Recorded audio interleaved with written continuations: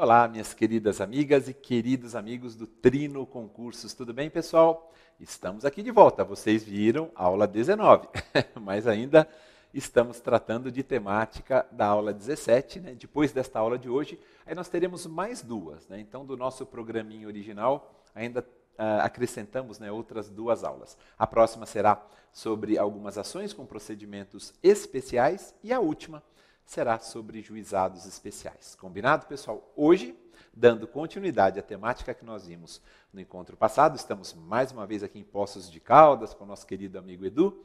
Nós vamos tratar agora dos requisitos de admissibilidade, lembram? Recursal. E depois nós já vamos trabalhar um pouquinho a respeito dos recursos em espécie. Então vamos lá, pessoal? Todo mundo preparado?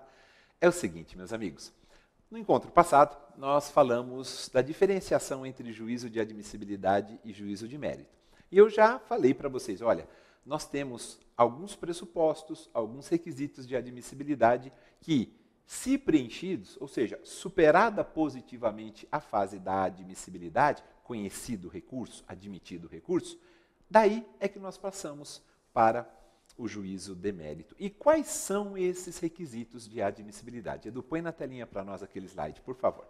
É muito importante, muito obrigado. É muito importante, pessoal, que nós lembremos desta classificação.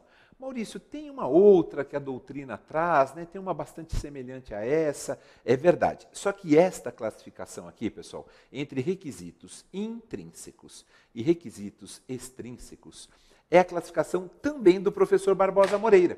O mesmo, responsável pelo conceito, pela definição de recurso que nós vimos no encontro passado. É essa classificação que eu humildemente recomendaria a vocês para que seguissem. Requisitos de admissibilidade intrínsecos dizem respeito à própria existência do poder de recorrer. São eles: 4. Cabimento, legitimidade, interesse recursal e inexistência de fato impeditivo ou extintivo do poder de recorrer. Extrínsecos, por sua vez, são aqueles relacionados ao modo do exercício do direito de recorrer. E aí nós temos 3: preparo, tempestividade e regularidade formal. Eu conversei com vocês, meus queridos amigos, a respeito um pouquinho de cada um desses requisitos, já mas muito en passant. Agora é hora de nós aprofundarmos, tá bom? Vamos falar um pouquinho a respeito de cada um deles. Vamos começar pelo cabimento. Quando a gente fala de cabimento, nós temos que pensar sempre assim, pessoal, cabimento barra adequação. Por quê? Porque eu preciso saber, primeiro, se o ato praticado pelo magistrado é um ato com conteúdo decisório, se comporta, evidentemente, a interposição de um recurso e, consequentemente, qual é este recurso. Então, cabimento barra adequação, que é uma expressão bastante utilizada pela doutrina, seria verificar se o ato é recorrível, se ele é suscetível de ataque, o ato processual praticado pelo magistrado. Por quê? Porque contra despachos, por exemplo, nós sabemos que não cabem recurso. Os despachos, por força até de previsão legal, os despachos, via de regra, em sua grande maioria, servem então somente para impulsionar, para movimentar o feito. Eles não têm conteúdo decisório. Pode até ter, e aí a doutrina menciona que quando tem, nessas hipóteses em que é possível você dizer que o despacho tem algum quê ali de conteúdo decisório, aí evidentemente você poder interpor agravo de instrumento se for o caso. Mas via de regra não tem. Então você precisa saber qual é o recurso cabível, qual é o recurso adequado e se o ato comporta a interposição de um recurso. Maurício, você pode dar, exemplificando, você pode dar ou trazer algum exemplo da própria legislação que aponta que a decisão é irrecorrível naquela situação? Claro, vejam só, meus amigos. Vou pegar aqui o nosso CPC e eu vou lá no 1007. O 1007 é o artigo que trata do preparo, do preparo recursal. Vejam a redação do 1007 no seu parágrafo 6º. Diz assim, amigos: provando o recorrente justo impedimento, desde que ele prove isso, o relator relevará a pena de deserção por decisão irrecorrível. Então aqui não cabe nenhum tipo de recurso. Por decisão irrecorrível, fixando-lhe um prazo de 5 dias para efetuar o preparo. E nós temos alguns outros dispositivos no nosso CPC que apontam também que a decisão seria irrecorrível. Então, quando eu falo de cabimento, eu tenho sempre que pensar assim, olha, cabimento significa olhar para o ato processual, verificar se ele tem conteúdo decisório, qual é o recurso cabível, qual é o recurso adequado. E dentro desse raciocínio, a gente extrai três princípios relacionados ao cabimento. Três. Primeiro, nós temos o princípio da taxatividade. O que é a taxatividade? A gente já comentou. Nós temos os recursos previstos expressamente em lei, como o artigo 994 assim o faz. Aliás, no nosso encontro passado, salvo engano, eu mencionei todas as espécies recursais, desde a apelação até o recurso extraordinário. O princípio da taxatividade significa dizer que, quando eu identifico que o ato comporta um recurso cabível e adequado, eu preciso ir no 994, porque ali nós temos os recursos taxativamente previstos. Mas isso não significa que eu não possa ter outros recursos previstos em legislações extravagantes. Como nós temos, né, eu mencionei para vocês o recurso inominado, na Lei dos Juizados Especiais, na Lei 9.099 de 95, e também os embargos infringentes de alçada no artigo 34 da Lei de Execução Fiscal. Tá? Então, taxatividade é um subprincípio, podemos assim afirmar, do requisito cabimento. Mas eu falei que eram três, né? Alguns falam princípios, outros falam subprincípios. Eram três. O primeiro é taxatividade, o segundo é a unidade, unicidade ou singularidade recursal. Maurício, é o mesmo nome? É o mesmo nome. Só para identificar esse princípio. Unidade, unicidade ou singularidade recursal. O que é que significa isso? Um recurso por vez. Um recurso por vez. Mas, Maurício, não existe aquela possibilidade de que um determinado ato decisório comporte recurso especial e recurso extraordinário ao mesmo tempo? A interposição pode ser simultânea? Eu sei que tudo bem, tem que ser um por vez. Então, por exemplo, se eu tiver uma sentença e ela estiver obscura, contraditória ou omissa, eu primeiro oponho os embargos de declaração para depois apelar.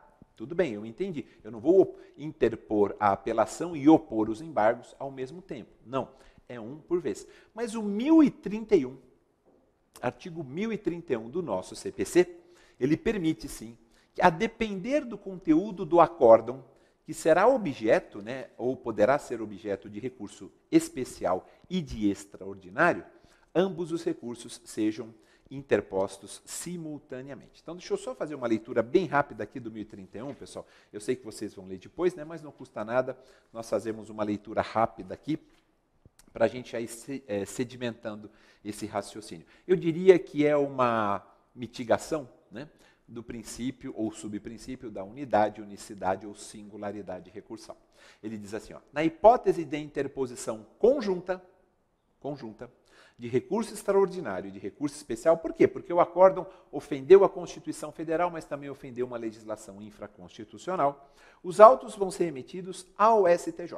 Aí temos os parágrafos. Qual é o procedimento lá, né?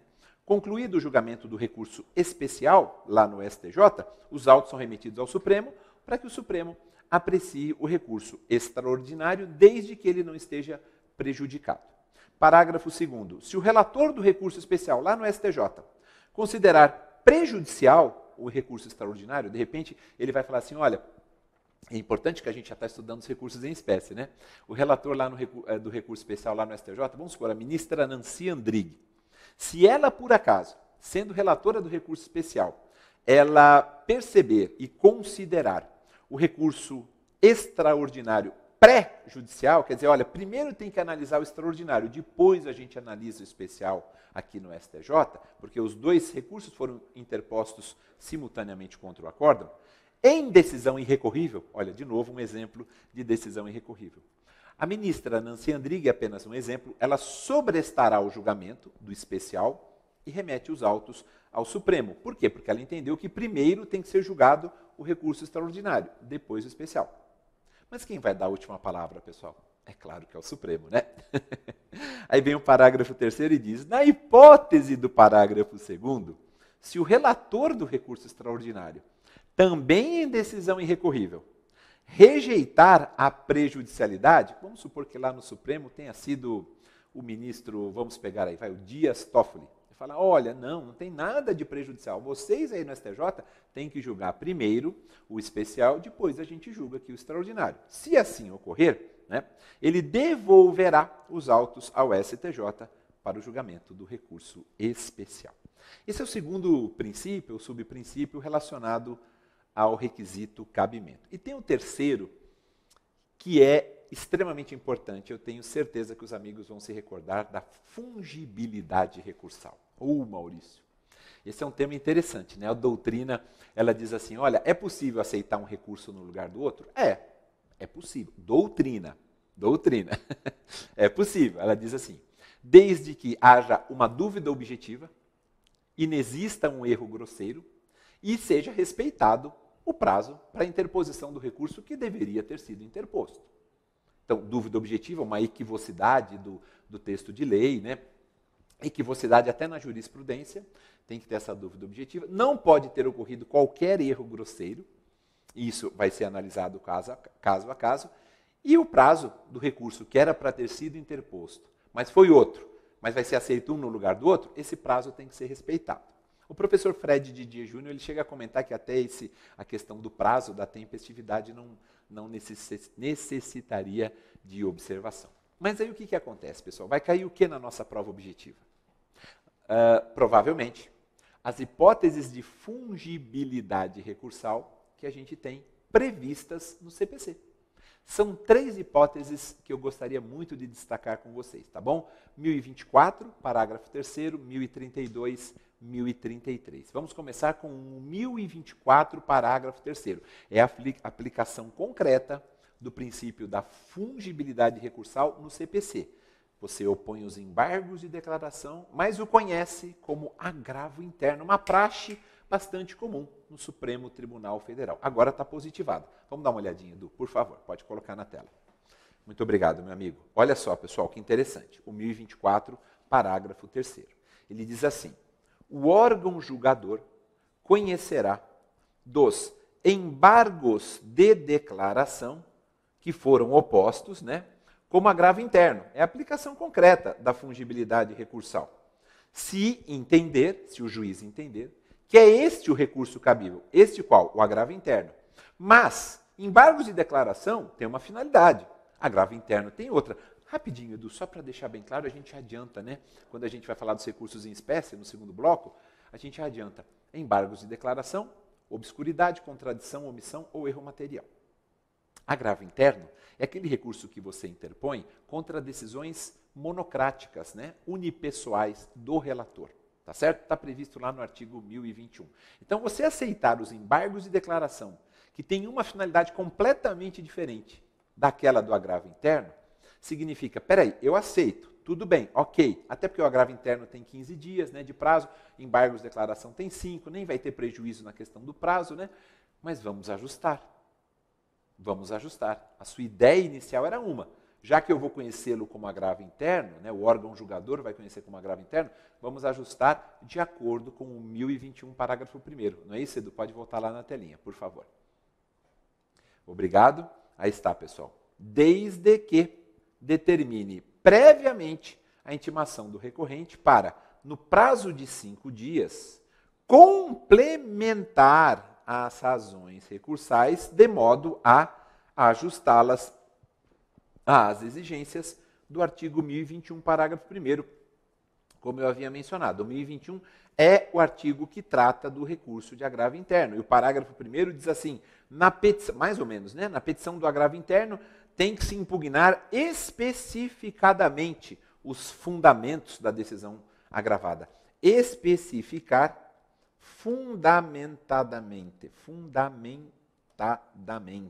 Ou seja, é importante, né? Fundamentadamente. Errei. Espera aí, pessoal, vamos consertar aqui. Não, escrevi errado, né, Maurício? Pelo amor de Deus, vamos fazer. A palavra é grande, vamos corrigir, pessoal. Fundamentadamente. Ou seja, de maneira específica, né? Fundamentadamente. Agora sim, ó. Tá bom, pessoal? Tem que ajustar. Se a gente não ajustar, a coisa não vai para frente, né? Não tem como. Volto a dizer, amigos, nós estamos diante de uma situação que era praxe muito comum no Supremo Tribunal Federal, agora positivada, tá certo? Normalmente no Supremo, só para vocês saberem, recebia-se os embargos de declaração contra a decisão monocrática de um integrante de tribunal, como se fosse agravo interno, se esse fosse o recurso cabível, exatamente como a gente tem a redação do 1024, parágrafo 3º. Tudo bem? Maravilha, pessoal. Segunda hipótese, obrigado, Edu. Segunda hipótese de fungibilidade recursal positivada no nosso ordenamento.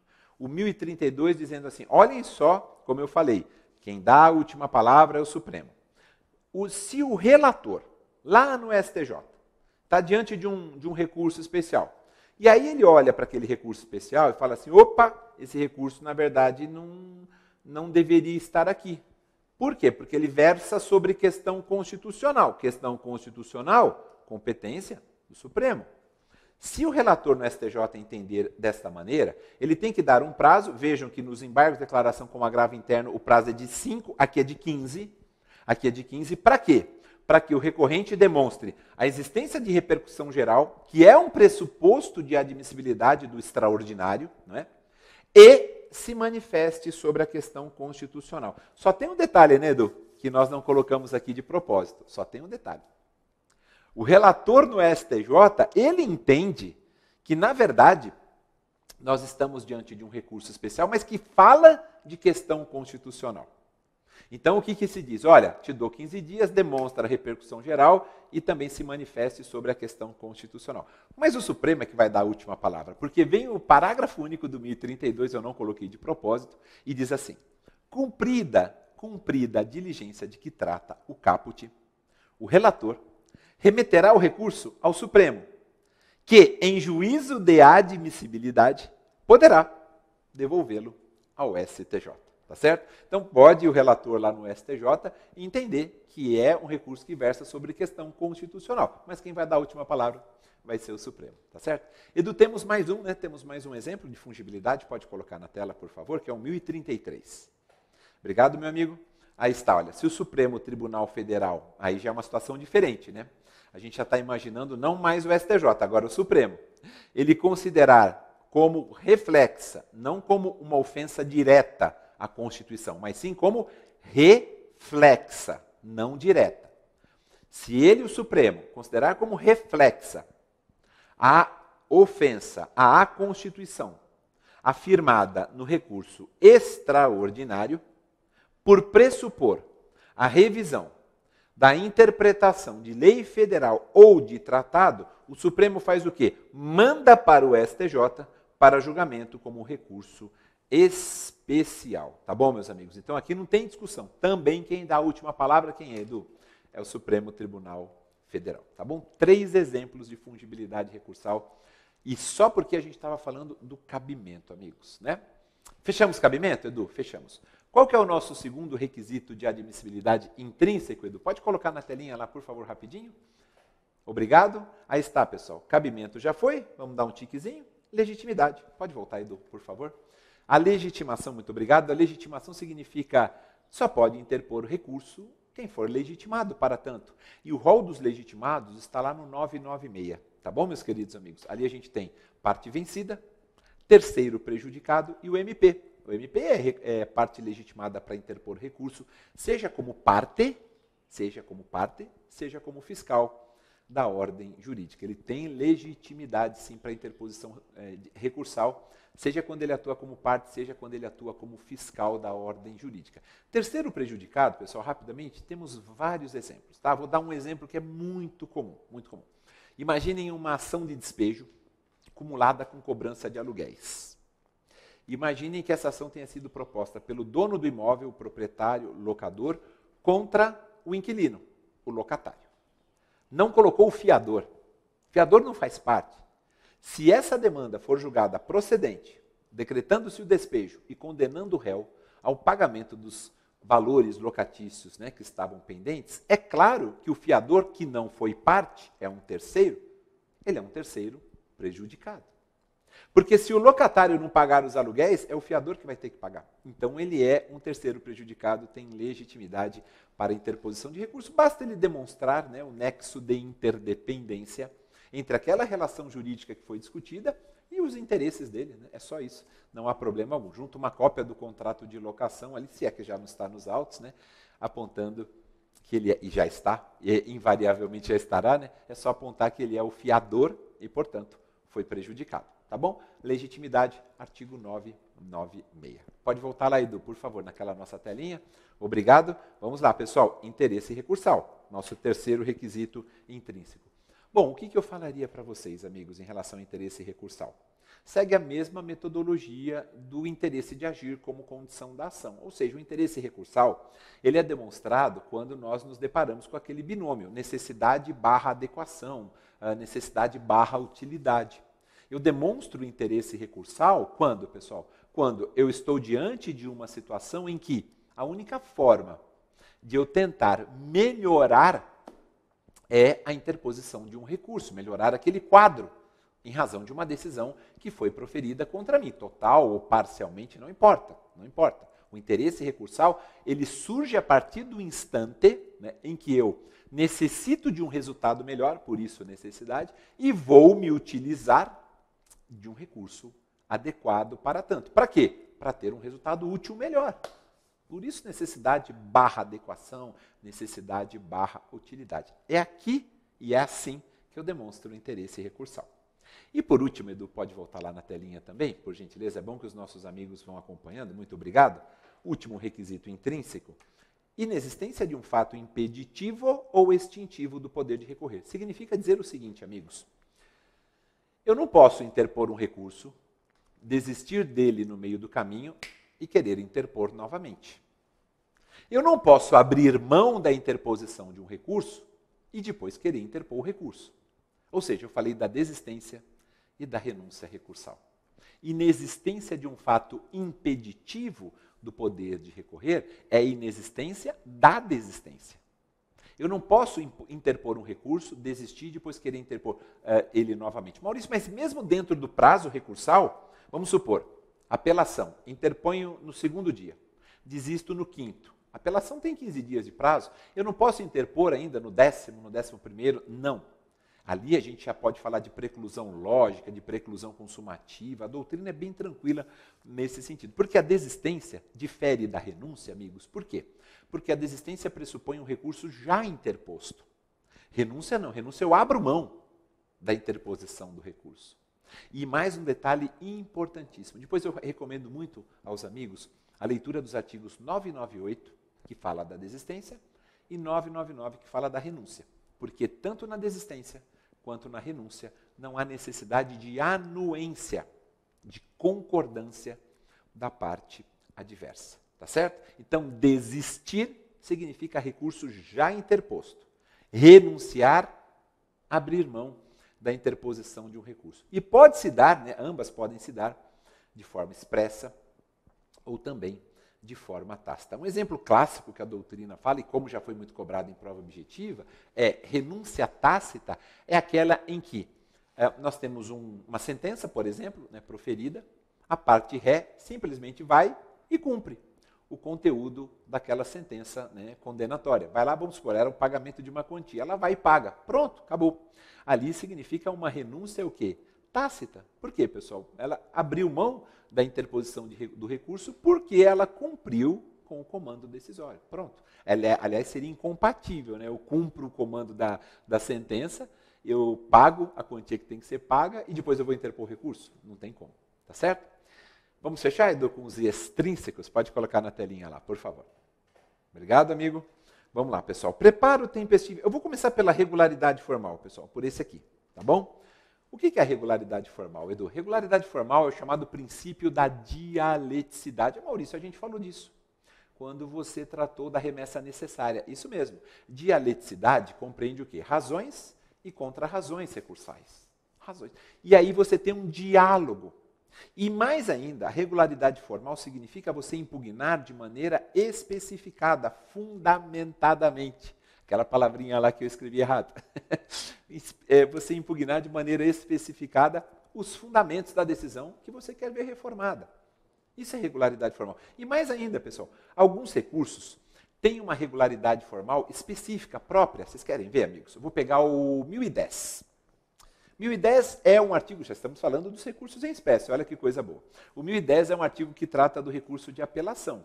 A gente aprende isso na faculdade, né, nos bancos acadêmicos. Olha, quando você vai apelar, até por exame de ordem, né, por exame da OAB, é muito importante. Quando você for apelar, não se esqueça que você vai fazer uma petição direcionada ao juiz, né, dizendo que você está apelando, né, daquela sentença que foi proferida e que você está anexando, né, à petição inicial as razões recursais, a petição inicial, na petição recursal, né, comunicando ao juiz o primevo que você está interpondo aquele recurso de apelação ali, e você vai juntar as razões recursais endereçadas ao tribunal.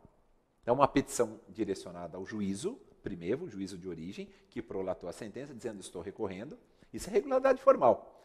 E a outra, com várias páginas, né, com as razões recursais. O 1010 diz isso do nosso CPC. A apelação interposta por petição dirigida ao juiz de primeiro grau, conterá nomes, qualificação das partes, exposição do fato e do direito, razões do pedido de reforma ou de decretação de nulidade, pedido de nova decisão. Se a gente for olhar para o agravo de instrumento, pessoal, principalmente pensando no agravo de instrumento sob a forma em autos físicos, né, a gente vai olhar lá para o 1017, rapidamente, só para completar a regularidade formal, amigos, lá está escrito assim. A petição de agravo de instrumento será instruída, olha a regularidade formal, formalismo, será instruída obrigatoriamente. Aí a gente tem uma série de documentos, cópias da inicial, claro, pensando nos autos físicos, né? Cópias da inicial, da contestação, da petição, formar um instrumento para você interpor, obviamente, o agravo no tribunal. Aí tem inciso segundo, declaração de inexistência de qualquer dos documentos mencionados ou das peças mencionadas no inciso primeiro. E inciso terceiro, facultativamente, você pode instruir o teu agravo de instrumento com outras peças que o agravante reputar úteis. É só para demonstrar o que é a regularidade formal. Razões contra razões, tem um diálogo, o princípio da dialeticidade, e alguns recursos têm alguns requisitos formais específicos, tá certo? Voltando lá, Edu, só para a gente fechar, por gentileza. Prometo que a gente não volta mais na telinha não, tá, Edu? Temos o preparo e a tempestividade. E o que é que eu recomendo para vocês? Vamos falar desses dois para a gente fechar esse nosso primeiro bloquinho. Pessoal, primeiro vamos para a tempestividade. E aí a gente encerra os requisitos de admissibilidade, tá, pessoal? No segundo bloco a gente já começa com os recursos em espécie, informações importantes sobre cada um dos recursos em espécie. A gente não vai falar de tudo, mas com certeza as informações mais importantes. Quando a gente fala de tempestividade, amigos, a gente está falando do artigo 1003. Maurício, o 1003 é o artigo central da tempestividade? Sem sombra de dúvidas. O que é que a gente destacaria? Mas não só. Eu vou só dizer para vocês o seguinte, pessoal. Quando a gente fala de tempestividade, vocês sabem que alguns entes têm prazo em dobro para todas as suas manifestações. MP, Advocacia Pública, Defensoria Pública, e isso inclui, evidentemente, nesse prazo em dobro, né, a interposição de recursos. Vocês sabem que quando tivermos litisconsortes, com procuradores diferentes, de escritórios de advocacia distintos, também o prazo é em dobro. Está lá no artigo 229 do CPC. Vejam, estou falando fora do 1003, tá? A súmula 641 do Supremo diz que quando só um dos litisconsortes tiver sucumbido, não há que se considerar prazo em dobro, porque só um sucumbiu, e a ideia de você ter prazo em dobro é manuseio dos autos, não é? Principalmente. E a gente tem também no artigo 218, parágrafo 4º, atenção, amigos, por favor, é muito importante, eu digo isso do fundo do meu coração. 218, parágrafo 4º, tratando do recurso prematuro. O que é o recurso prematuro? É aquele recurso interposto antes da formalidade da publicação do ato decisório. Discutia-se muito no Supremo, no STJ, se o recurso prematuro era tempestivo ou não. Não se discute mais, ele é tempestivo. Tempestivo, artigo 218, parágrafo 4º. Tá bom? Agora o 1003. Agora o 1003 que importa bastante. O 1003, o que é que eu destacaria para vocês, pessoal? Bom, primeiro a gente já sabe que a maioria esmagadora dos recursos tem prazo de 15 dias, embargos de declaração tem prazo de 5 dias, né? A gente sabe também, em relação à tempestividade, que é perfeitamente possível, meus queridos amigos, né? Nós temos lá no parágrafo 4º, que o recurso seja interposto pelos Correios, e o parágrafo 4º deixa muito claro o seguinte, que para a aferição da tempestividade do recurso remetido pelo Correio, pensando evidentemente, né, nos autos físicos, né, será considerada como data de interposição a data de postagem. É a data que você vai lá nos Correios e posta. Ela é a data da interposição. Isso é muito bom, porque acabou com uma jurisprudência defensiva, a súmula não foi revogada ainda. Ela está superada, não é revogada, tá, amigos? Superada. Que é a súmula 216 do STJ, que dizia que recurso interposto pelo Correio considerava-se como data da sua interposição a data que o recurso era recebido na secretaria. Aí os Correios poderiam atrasar, etc, etc, e o recorrente é que pagava o pato, não é? Então acabou, essa súmula está superada por conta do parágrafo 4º, que diz, quando eu interponho o recurso pelos Correios, a data da interposição é a data lá da postagem, que eu fui pessoalmente nos Correios e ali postei o recurso para chegar na secretaria do tribunal. E o parágrafo 6º, pessoal, é muito importante, porque ele diz assim, a comprovação de feriado local. Não tem mais discussão também no STJ, no Supremo, nada disso. O recorrente comprovará a ocorrência de feriado local no ato de interposição do recurso. Maurício, mas e se a gente aplicar o 932, parágrafo único? Porque o 932, parágrafo único, fala, olha, é um vício sanável, dá 5 dias para a gente julgar o mérito recursal, né? Pessoal, eu vou ser muito sincero para vocês. Se vocês quiserem argumentar isso numa fase escrita, num exame oral, tudo bem. Numa prova objetiva, texto de lei. Tá bom? 1003, parágrafo 6º, o recorrente comprovará a ocorrência de feriado local no ato de interposição do recurso. Tá certo? Para fechar, amigos, tempestividade. Tempestividade, acabamos de ver. Preparo. Aí a gente vai lá para o 1007 do nosso CPC. O que eu destacaria em relação ao preparo? Né, que compreende as chamadas custas recursais, né, porte de remessa e de retorno, né, quando a gente fala também de autos físicos. Eu estou falando muito de autos físicos, amigos, porque os autos físicos não acabaram. É muito importante que a gente saiba disso. Estão acabando. Já estamos quase lá em nível nacional, tá? Mas ainda não acabaram. Enquanto não acabarem, é importante que a gente lembre do porte de remessa e de retorno. Mas o 1007... eu destacaria esses parágrafos para vocês. Primeiro, amigos, o parágrafo primeiro do 1007, quanto ao preparo. Ele menciona quais são os entes dispensados do recolhimento do preparo e porte de remessa e retorno quando da interposição dos recursos. MP, União, Estados, Distrito Federal, municípios, respectivas autarquias e quem goza de isenção legal. Aliás, para quem quiser se aprofundar um pouquinho mais, né, em quem goza de isenção legal, recomendo a leitura dos artigos 98, 99, 100, 101 e 102. 98 a 102 principalmente. Tá bom? Parágrafo 1º é importante para a gente saber quais são os entes dispensados do recolhimento do preparo. O parágrafo 2º é importantíssimo, porque ele fala da insuficiência do preparo. Então, às vezes, pessoal, pode acontecer, né, de o recorrente recolher um preparo de 100, só que era 120. Ou seja, há uma insuficiência. Ele recolheu 100, não deixou de recolher, só que não recolheu o total. O parágrafo 2º diz, diante dessa insuficiência, o relator vai dar 5 dias de prazo para complementar. Tá bom? Por quê? Isso difere frontalmente, meus queridos amigos, do que a gente tem no parágrafo 4º e no parágrafo 5º. O parágrafo 4º e 5º, que é uma novidade, eles dizem respeito ao fato de você não recolher nada de preparo. Nada. Não é você recolher 100 quando eram 120. Era 120 e você não recolheu nada. Aí, por conta da primazia do julgamento de mérito recursal, a novidade do CPC de 2015 é, olha, você não recorreu, eu vou te dar uma segunda chance, tá bom? Só que você vai ter que recolher em dobro. Isso é o que está no parágrafo 4º. Você não recolheu nada. Quer que o mérito do teu recurso seja analisado? Recolha em dobro. Quanto que era? 100. Vai ter que recolher 200. E não há chance de complemento. Ah, não dá para fazer igual como ocorre, né, quando a gente fala de insuficiência? Não. Simplesmente não dá. O legislador é muito claro no parágrafo 5º do 1007. Tá certo, pessoal? E a última informação desse primeiro bloco é o parágrafo 7º do 1007. Bem interessante, também acabou com uma jurisprudência defensiva, dizendo assim, o equívoco no preenchimento da guia de custas não implicará a aplicação da pena de deserção. Se tiver um equívoco quando você está preenchendo a guia de custas, isso não implicará a aplicação da pena de deserção. Deserção é aplicada, a pena, evidentemente, quando não é recolhido o preparo.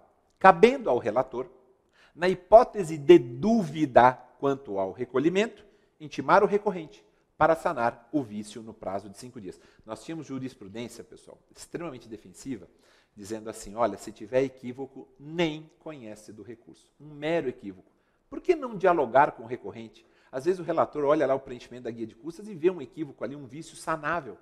Dialoga, conversa, contraditório substancial, conversa, princípio da cooperação, seja lá o que a gente quiser invocar, conversa com o recorrente, corrige esse equívoco no preenchimento da guia de custas ou esclareça o que é e vamos em frente para a análise do mérito recursal.